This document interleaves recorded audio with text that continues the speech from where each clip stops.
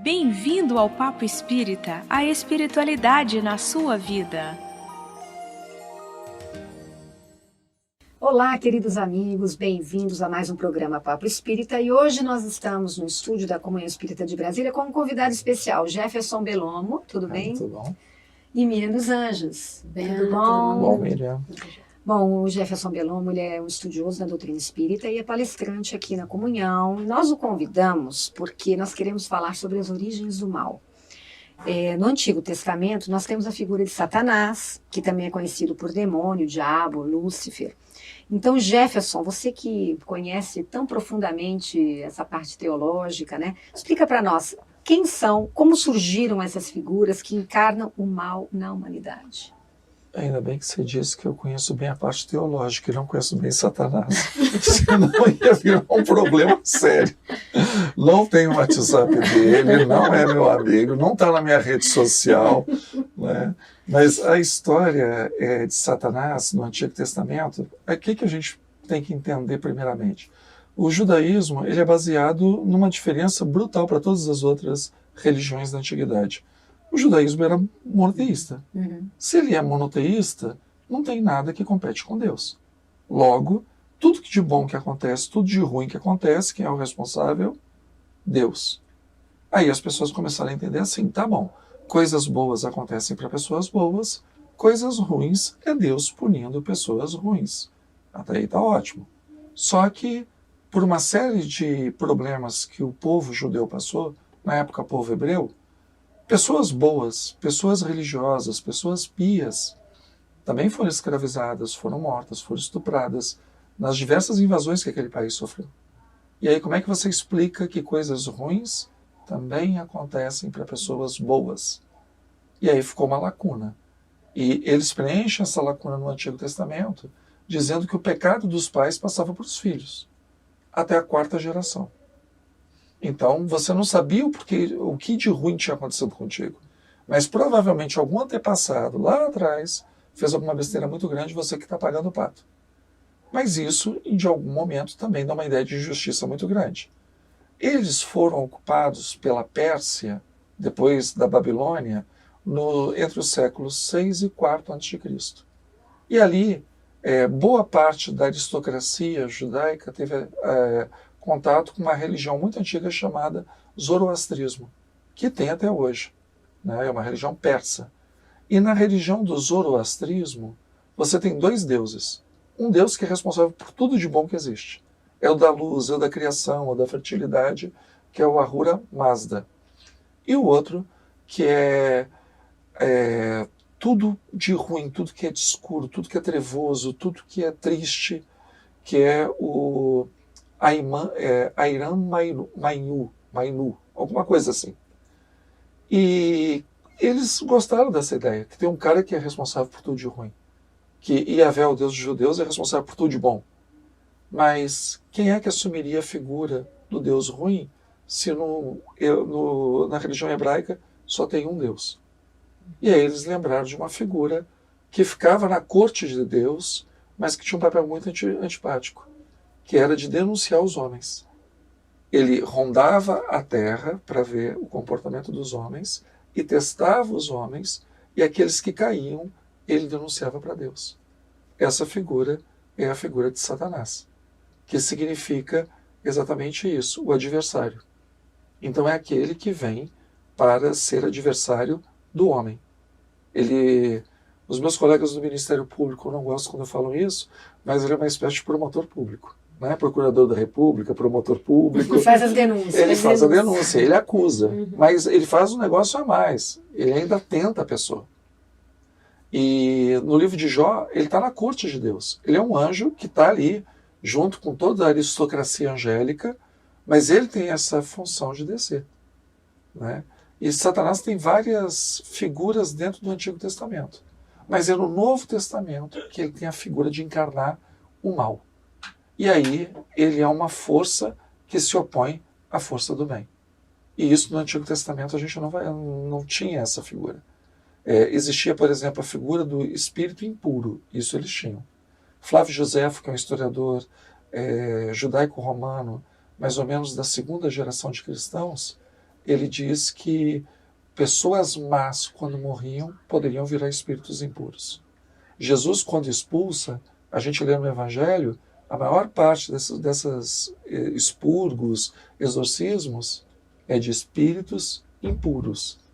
Então, um espírito impuro, segundo a crença de algum grupo judaico, poderia também ser pessoas desencarnadas para nós espíritas, muito más. E aí, depois, quando veio o cristianismo, eles absorveram a figura do daimon, que o daimon era um gênio tutelar, um gênio protetor. Então, Sócrates tinha um daimon dele. E do daimon vem a figura do demônio. Conforme foi cristianizando todo o Império Romano, a igreja, e entenda, não só a igreja católica, mas a igreja cristã de uma maneira geral, ela demonizava tudo que vinha do paganismo. Então, por exemplo, a própria figura clássica que nós temos hoje de Satanás, que é um cara com chifre, metade corpo de bode, que ele tem um tridente, tudo isso foi tirado da mitologia grega. Né? É a figura do fauno.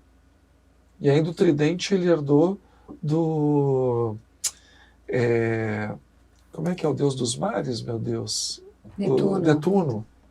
E assim foi associado. Houve um esforço do cristianismo muito grande de transformar as figuras que eram do paganismo em figuras demoníacas. E por último tem a figura do Lúcifer, que Lúcifer vem de fósforos em latim, que significa aquele que tem luz.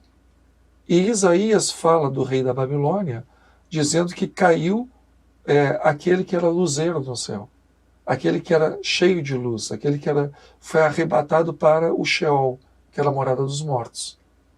Como depois isso foi lido nos livros apócrifos, que houve uma batalha no céu, onde os anjos maus, que haviam se revoltado contra Deus, tinham sido jogados no Sheol. E Sheol, em latim, é infernus, lugar inferior.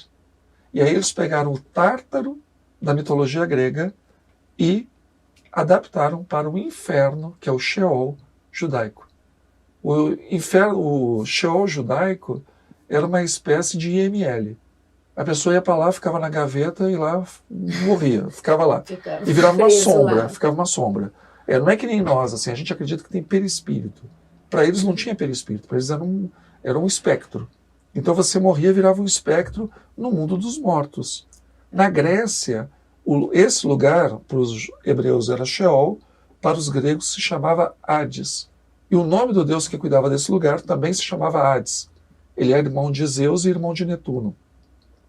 Ele cuidava para que os mortos não saíssem e fossem assustar os vivos. Depois, o lugar pior ali era o Tártaro. Daí que tem o molho tártaro, que é o molho que é mais apimentado.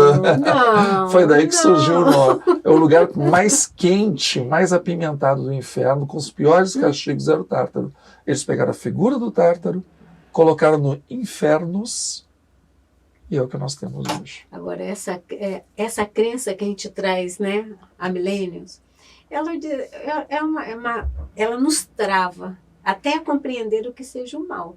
Porque a primeira impressão que dá, não é que como nós só podemos ter um único Deus porque acreditamos nisso, não é? Somos monoteístas. Mas essa força do mal que recebe diversos nomes, demônio, Satanás, Lúcifer, ele, para a nossa crença, ele acaba tomando uma dimensão tão grande num poder muito igualitário ao Deus do bem. É como se retornássemos de uma forma menos aceitável que houvessem dois deuses, o do bem e do mal, mas a gente no íntimo acaba aceitando.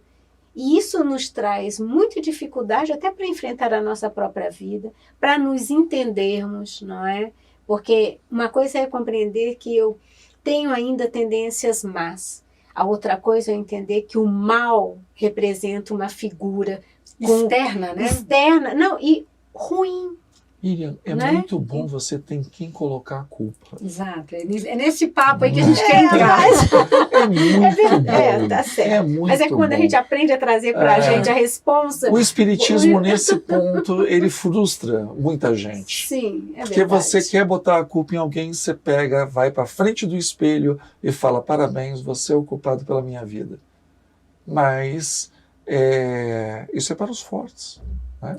A maioria das pessoas não gosta de fazer isso. Mas, Belombo, tem sempre essa questão, né, que a Miriam trouxe.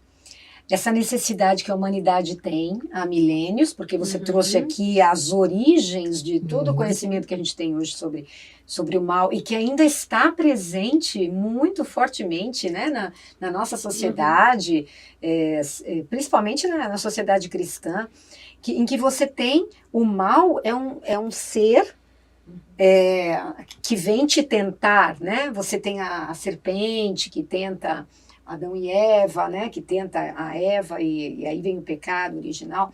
Quer dizer, você tem sempre um exterior. No Espiritismo, a gente está tentando transformar aquela questão do figura do obsessor, que antes, até há muito pouco tempo, as pessoas... mas tem uma obsessora em cima de mim aqui. Então, ele está me fazendo... está me fazendo com que eu faça mal para mim, para outras pessoas.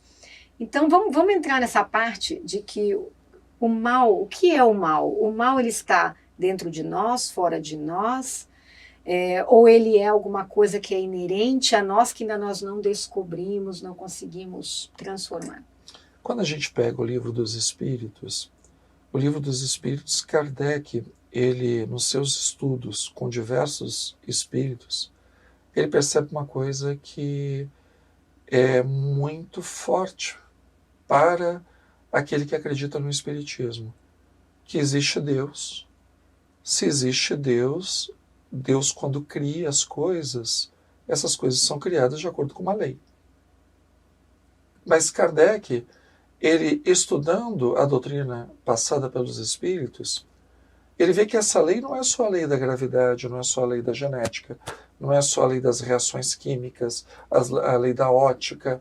Ele vai, não, peraí. Tem a lei para a matéria, mas também tem a lei para o espírito. É a mesma lei.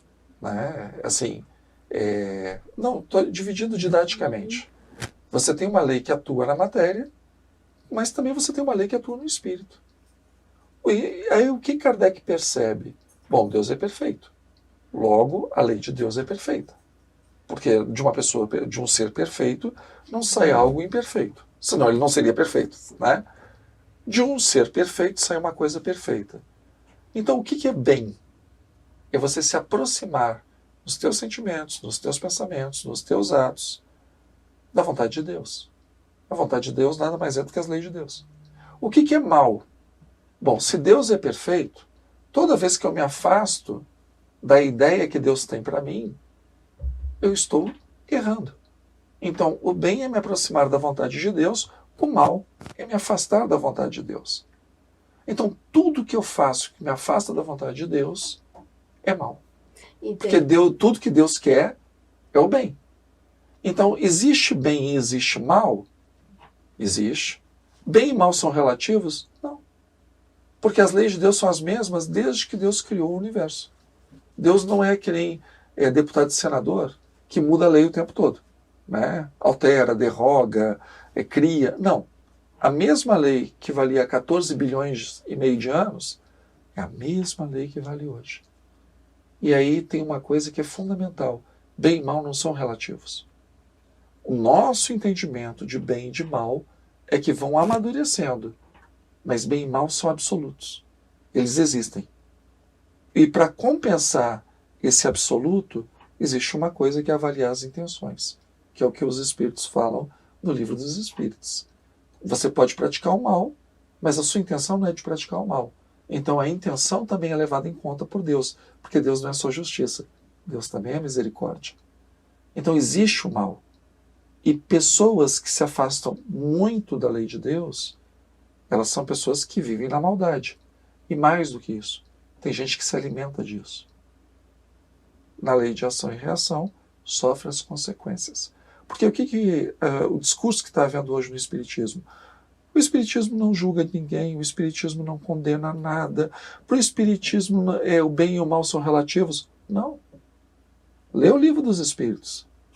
O Espiritismo não julga.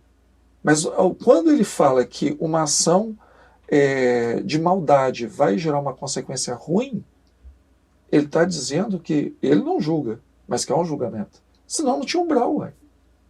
Senão não tinha Auschwitz, senão não tinha peste negra, não tinha criança reencarnando com problemas congênitos. Quer dizer, o mal tem consequências.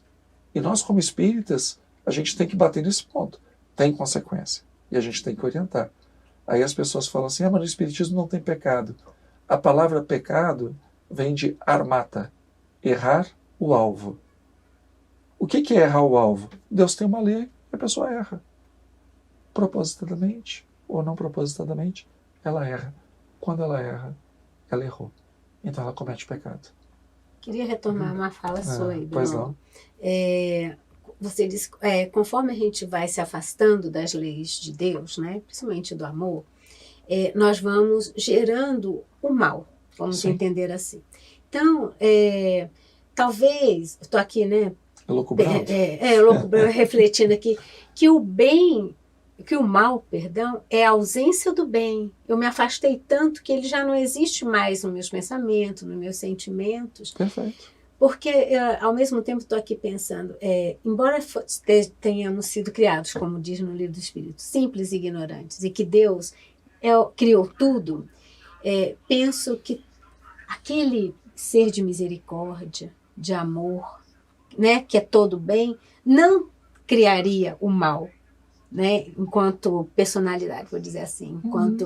Mas à medida que nós vamos diminuindo a nossa ignorância, entre aspas, nós vamos conhecendo esse afastamento, e esse afastamento que vai nos tornando talvez ainda tão difíceis de lidar, né? Tão maus uns com os outros, né? Fazendo com que talvez o mal se espelhe tanto ainda nas nossas atitudes, né? Aí passamos a julgar uma série de coisas. É que quando você falou do bem não ser relativo, ele existe, concordo, mas ao mesmo tempo é porque eu tive uma dificuldade na hora da sua fala. Não, Deus não criaria o mal. O mal é a nossa pura... É isso mesmo, né? Deus não cria o mal, mas o mal é consequência da ausência de Deus. Sim, ok. E assim, eu costumo dizer muito isso. Se Deus, né, não tem um sistema para punir quem vai contra as suas leis, porque o que acontece? Se você tem lei, onde qualquer lugar que tenha gente tem que ter lei. O universo diz, segundo os espíritos, tem a pluralidade dos mundos habitados. O universo físico e o universo espiritual é todo habitado por seres criados por Deus. Deus tem lei para reger isso.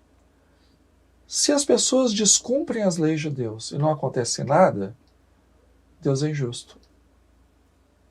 Sim, tem a consequência, né? Porque Deus, ele não faz cumprir a sua própria lei. A pessoa pode deixar de cumprir a lei, pode ir contra a lei que não acontece nada. Então nós estamos falando de um Deus que seria injusto. Um Deus que não se preocupa em aplicar a justiça, ele também não se preocupa contigo. Um Deus que não se preocupa em, eu vou usar a palavra punir por falta de palavra melhor, mas um Deus que não pune as más ações, também não se preocupa com as boas. É um Deus que é indiferente a nós. Então me lembra muito o deísmo, né, que foi muito popular no século XVIII e XIX. Deus criou o universo funciona com leis, ele foi tirar férias e deixou as leis cuidando do universo. Então é um Deus que não interfere na criação. Esse é o Deus deísta. Pô, mas quem ama, cuida. Se nós falamos que Deus é um Deus de amor, ele cuida. E só ama quem é justo. Quem é injusto, não ama. Uma pessoa injusta não pode ser uma pessoa amorosa. E como seria essa punição de Deus? Aí é que é interessante. É a lei de ação e reação. Então, na ausência da luz, se faz sombra. Quem anda na sombra acaba caindo porque está no escuro. Não precisa mais do que isso. Né? Nós somos diamantes brutos sendo lapidados por outros diamantes brutos. André Luiz tem uma frase fantástica, se eu não me engano, no livro Respostas da Vida. A dificuldade que o outro representa para nós, via de regra, é a mesma dificuldade que nós representamos para o outro. Então, muitas vezes, o que a gente não gosta numa pessoa é exatamente o que a gente identifica em nós. Seja porque nós temos aquilo e estamos criticando num processo de transferência, seja porque a gente tem inveja de qualidades que a pessoa tem que nós não temos.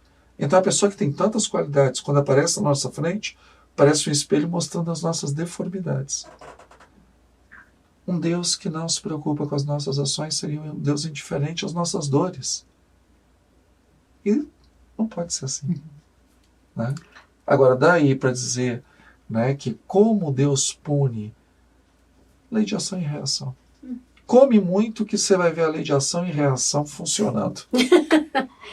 Não existe um Deus que está ali, que é de vigília, Anotando, com leite de aumento, isso. cada coisinha que você faça, anotando, na próxima vez, Miriam, você vai ver. Nada disso, não é verdade? E aquela figurinha do diabinho e do anjinho ali um fala uma coisa, o outro fica tentando, não, cai, não vai para lá, faz isso, faz aquilo. Então, a Igreja Católica, ela é cheia dessas figuras, né, para representar, figuras que representam bem e mal, né? E existe a questão do exorcismo, né? Sim. A pessoa era apossada de um espírito mau e ia um padre lá para exorcizar. De onde surgiu isso? A figura do exorcismo, ela já está na tradição judaica. E mesmo na tradição pagã não é bem a palavra correta. Paganos se chama homem do campo. É como se chamava, vamos colocar, se fosse em bom português, o capial, o matuto. Então, a palavra pagão significa matuto. Ponto. Mas como o cristianismo ele se difunde nas cidades e demora muito para chegar no campo, então a palavra pagão virou sinônimo de politeísta. Mas, originalmente, ela só significava o cara que morava no campo, não morava na cidade. Feita a observação, né, botando pagão como politeísta, os pagãos também tinham rituais de exorcismo. E quem fazia o ritual de exorcismo eram os magos. No judaísmo, havia também ritual de exorcismo. E nós vemos isso no livro de Atos dos Apóstolos, que tem um exorcista com os filhos dele, que também são exorcistas. A vida deles é ganhar dinheiro tirando o capeta dos outros, segundo o livro do Atos dos Apóstolos.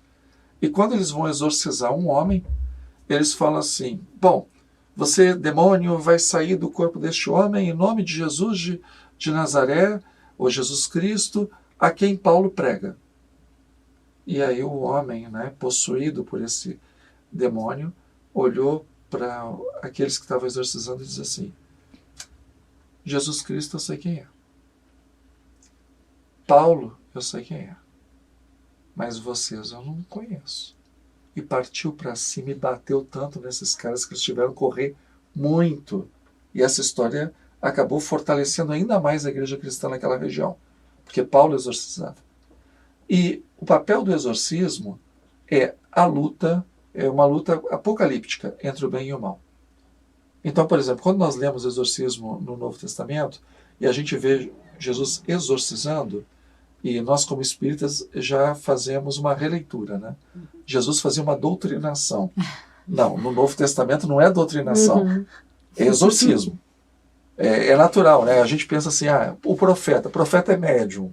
Não, profeta é profeta. Porque senão a gente vai ler o livro de uma forma equivocada. A gente vai cometer uma coisa chamada anacronismo. O cara que escreveu não estava pensando em médium, o cara estava pensando em alguém tomado pelo Espírito de Deus. Esse é o profeta. E não tomado por um espírito de desencarnado. Este é o médium. O exorcismo é tomado por um espírito impuro. E vejam, né, para a maioria dos judeus, espírito impuro é alguém que nunca foi homem. Tinha alguns fariseus que acreditavam que o espírito impuro podia ser uma pessoa morta que era má. Mas a maioria acreditava que o espírito impuro era o resultado da fornicação dos gigantes com as mulheres. Isso é um livro apócrifo do Antigo Testamento. Tá? Isso, se eu não me engano, no Testamento de Salomão. E do mesmo jeito que eles acreditavam que os demônios eram filhos, aliás, desculpa, os porcos eram filhos das mulheres com os demônios. Por isso que eles tinham ojeriza a porco. Por isso que porco era o animal mais impuro que tinha. Né? Isso são vertentes assim, apócrifas, não são ortodoxas do judaísmo. Então, quando você exorciza um demônio, você está numa guerra espiritual. Guerra espiritual essa que estava tendo tanto no mundo espiritual quanto estava acontecendo na Terra. Então, Jesus, quando veio ao mundo na visão dos evangelhos, ele estava deflagrando na Terra uma luta que já acontecia no mundo espiritual. A luta pela implantação do reino de Deus. Isso é o que aquelas pessoas que escreveram os evangelhos acreditavam. Nós, como espíritas, bom, nós não temos uma entidade angelical, porque o demônio, o Satanás, os demônios são anjos. Então aquela coisa, né? Meu filho é um anjo, cuidado. Né? Nem todo anjo é Gabriel, Rafael e Miguel. Né? Tem anjos que não são legais. Né? O capeta era anjo. Meu filho é um santo, está melhor. Né? Meu filho é um anjo, é complicado, porque pode ser Lúcifer. Né? Então, o anjo, ele nunca foi um ser encarnado. Para o cristianismo, uma pessoa quando morre, o corpo fica na terra e o espírito se desprende. Mas eles acreditam que na ressurreição dos últimos dias, né, no juízo final, a alma volta para o corpo e alma ressuscitam, formam de novo o ser, e ali eles vão ser condenados ou absolvidos em corpo e alma. Anjo não tem corpo, anjo só tem espírito. Então a noção de cristianismo de espírito puro não é igual ao do espiritismo. Então é o espírito puro, nunca vai ter corpo físico. Nunca. E nunca teve. Esse espírito puro é uma batalha. Então você exorciza, você põe para fora, é uma força. A visão espírita não tem nada disso. A visão espírita você tem pessoas que são más. Pessoas que são más quando morrem, são mortos que são maus. Espíritos desencarnados maus, mas são pessoas. Sendo pessoas, eles são sujeitos a se melhorarem. Por isso que o trabalho no espiritismo é de evangelização desses espíritos e não de expulsão. Por isso que os espíritos também falam no livro dos espíritos e no livro dos médiuns que o exorcismo, nos moldes que ele é feito, ele tem pouca serventia. Porque o espírito, não sendo um demônio, se ele é mau, ele continua mau. Você tira ele do corpo, porém ele vai embora. E volta. E vai para outro corpo, talvez. Não, ele pode... É como diz Jesus, né? Que o espírito sai, vagueia, e voltando, vê a casa arrumada, chama outros 7. E lembrando que 7 na Bíblia é completo. Ou seja, ele chama a galera toda. Então, a pessoa expulsa, e, por exemplo, aí saindo um pouquinho do judaísmo e indo para as religiões de matriz afro, nas religiões de matriz afro, existe um trabalho com pólvora, que é para a parte astral da pólvora queimar o espírito obsessor. Se o cara já estava com raiva, quando você usa um trabalho de pólvora, aí mesmo o cara vai ficar com mais raiva ainda. Ou seja, você não consegue resolver o problema do mal. Só piora. Né? Só piora. Então, a melhor tática para esses espíritos é você se melhorar ajudando. E aí, por isso que para nós o trabalho de doutrinação, que hoje se prefere o termo diálogo e não doutrinação, mas o termo doutrinação não está equivocado, porque realmente é o exercício da doutrina espírita, é que faz a conversão desse espírito. Palavras e atos. E a conversão também depende da boa vontade dele de ser convertido. Exatamente. De reconhecer que o mal também não é um bom negócio para ele. Mas aí que vem uma coisa muito legal que Kardec coloca nos livros dele, por exemplo, Revista Espírita, Céu e Inferno, que as nossas preces, os nossos diálogos com esses espíritos fazem muito bem para eles.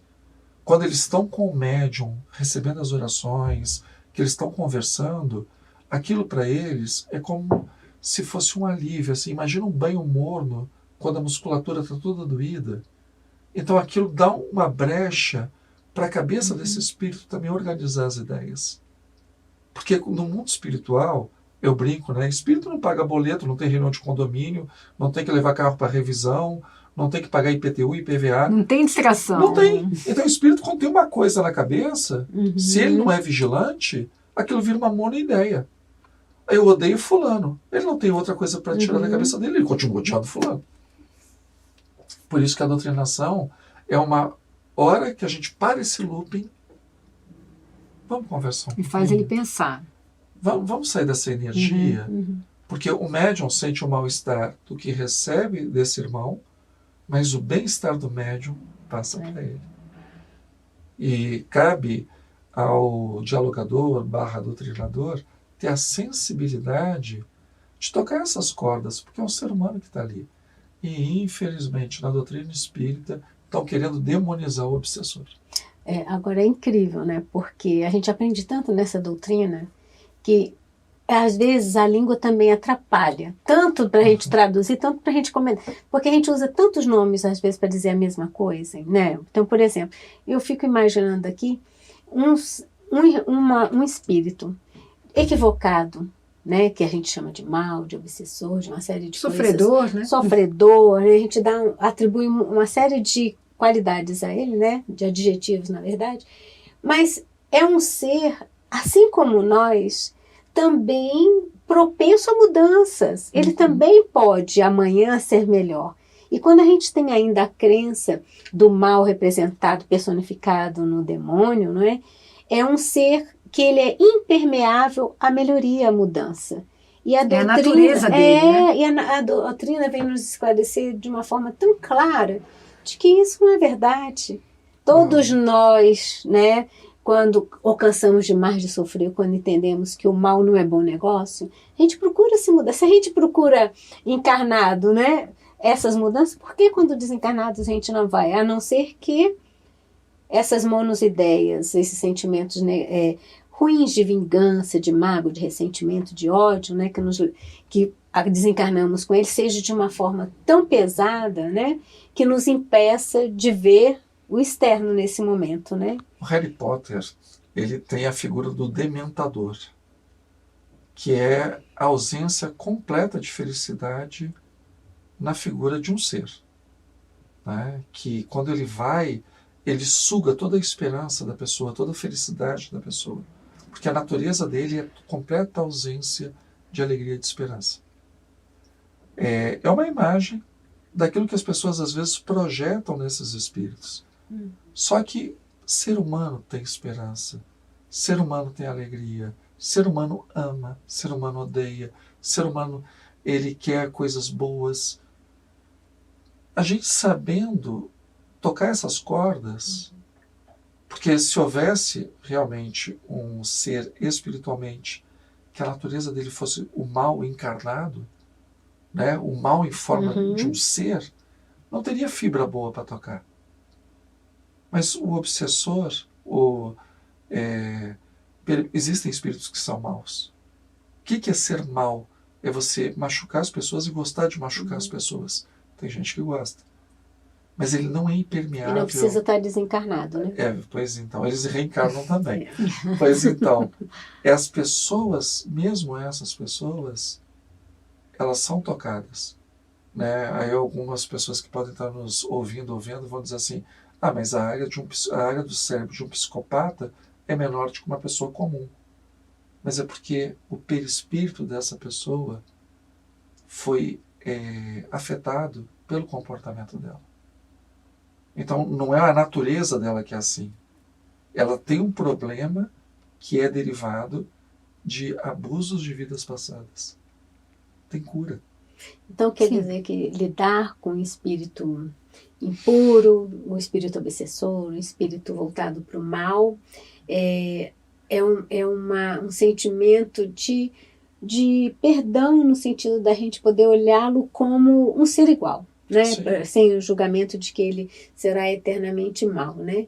E exorcismo não seria, embora seja um ritual, né, quando a gente fala exorcismo, mas na verdade tornar aquele espírito, né, que ele procure seu destino, que não perturbando, alterando uma outra pessoa em diferentes níveis, né, da obsessão, seja não por uma série de palavras e de rituais, mas seja pelo amor, não é?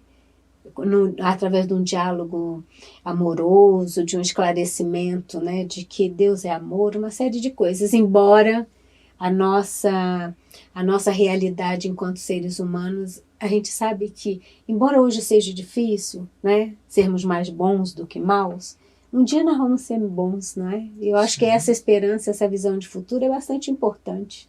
Eu lembro de um colega que foi fazer uma doutrinação num caso de obsessão muito complexo que envolveu uma família, inclusive um bebê. E a entidade que era responsável por todo aquele processo de sofrimento estava sendo doutrinada, e ele falou assim: meu irmão, você tem que perdoar, porque Jesus perdoava, o perdão. Ele parou, olhou para esse meu amigo e disse assim: se tivessem estuprado a tua família inteira, matado e queimado os corpos na tua frente e te matado por último, você perdoaria? E aquilo é uma reflexão forte. Claro. Porque você entende a dor dele e o que fez ele perder completamente o senso de humanidade. Será que... como é que terminou a história? A família veio resgatá-lo. Então ele viu que a família continuava, estava muito bem, e que só andava melhor porque ele estava em sofrimento. Mas vamos parar para pensar em nós? Será que nós somos imunes às situações da vida que nos transformem no futuro em obsessor dos outros? Então a vigilância nossa tem que ser constante. Porque o demônio de amanhã pode ser Podemos ser nós. O espírito nós de mesmos. agora. O espírito podemos de ser nós agora. mesmos. E porque é muito interessante o que você colocou, Beloma.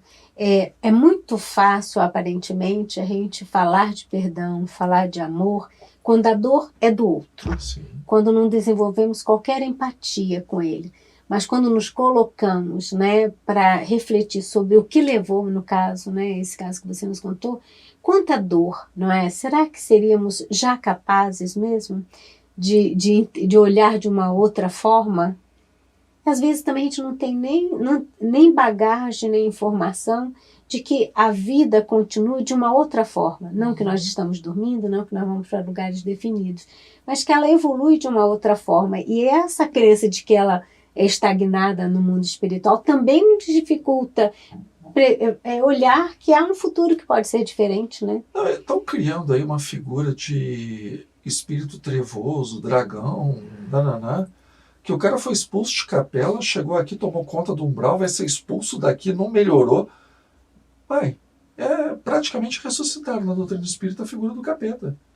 São espíritos que, imagina, desde Atlântida, antes de Atlântida, segundo a narrativa desses autores, o cara era ruim. Não é um espírito, é Gabriela, né? Eu nasci assim, eu cresci assim, você sempre é assim, Gabriela. Não existe isso. Porque todo mundo passa pela lei de ação e reação. É chamar essas pessoas assim, de pessoas estúpidas. Impermeáveis. Porque elas não aprenderiam com o próprio erro. E não aprenderiam, e a justiça divina seria falha. Exatamente. Então, assim, a gente tem... existe espírito com forma de lagarto? Sim, tem. Mas eles são impermeáveis à mudança? Esses chefes de colônias espirituais das trevas são impermeáveis à mudança? Não é isso que a boa literatura espírita nos mostra. Embora o tempo de mudança, né, seja mais longo para perceber, né, mas chegará o momento. Mas não 4 bilhões de anos, né? Não será Os caras tão foram eterno. expulsos, vieram para a Terra dava informação, eles vieram para cá, estão sendo expulsos para outro planeta informação. Menos, né? Porque alguém que não melhora em 4 bilhões de anos, para mim, esse aí já é o capeta mesmo. Não pode. Se o Satanás existisse, ele seria a entidade mais burra da face da Terra. Porque eles, primeiro, saberia que estava destinado a perder e continuaria brigando. Segundo, ele viveria afastado de Deus, que é a felicidade suprema. Nunca pediria perdão e nem se melhoraria. E pior de tudo, Deus nunca aceitaria o pedido de perdão. Então, olha quanta coisa incoerente que vem junto com essa crença. Impossível. Bacana, Jefferson. Acho que a gente teve uma aula Com bem certeza. interessante aqui da origem do mal. A gente pode perceber como somos influenciados, né, por ainda mitologias, né, e por histórias vindas de milênios atrás, e ainda estamos trabalhando em função disso, né? Como é importante que a gente modifique essas crenças porque a gente parta para uma ação diferente, né? E tomar as rédeas do mal que há em nós e fazer essa mudança. É que eu brinco, eu acho que a coisa mais difícil no espiritismo é você se converter ao espiritismo.